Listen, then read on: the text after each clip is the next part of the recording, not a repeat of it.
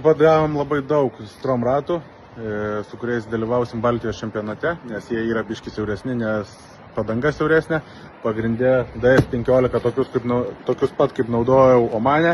Ir taip pat išbandysim naujuosius Stromo ratus, tai yra, reikia prisiminti pavadinimą, DSF45. Vat šitie. Tai toj bandysim išpakuoti ir pasižiūrėti, kaip kas atrodo. Ir susimontuoti padangas iš karto. Ir dar pamiršau paminėti, kaip mes į varžybas be likvimolį putų. Ir taip pat reikia ir nefraso, kaip ir sakėm. Be ko mes negalime keliauti į varžybas. Tai yra breiklineris ir putos. Bet svarbiausia, tai yra tepaliukas, kuris guli tenais ir bandom susikauti viską ir išsiųsti realiai 2 autobusai. Vienas išvažiuoja į Driftmasterius, kitas į treniruotę ir po to į Baltijos čempionatą 1 etapą. Taip kad apie viską sunku pagalvoti. Kažkaip reikės susikrauti.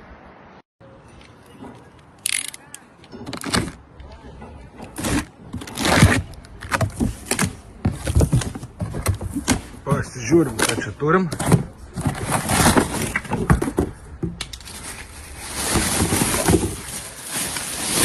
Bet matos iš karto kokybė kantukai, kad vežant nesusigadintų. O, kokie gražuoliai.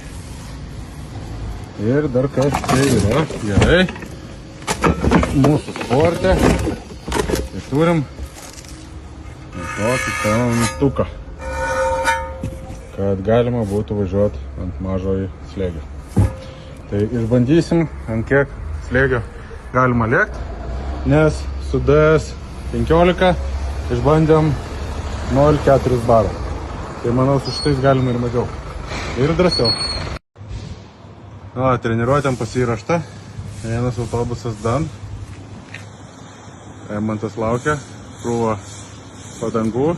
Va dar pamiršau, pasirodo, čia dar turi tilpti tie ratlankiai. O šitą tai pamiršau. Nes būstui reikia ratlankius nuvežti. Nu, kažkaip sutalpinsim.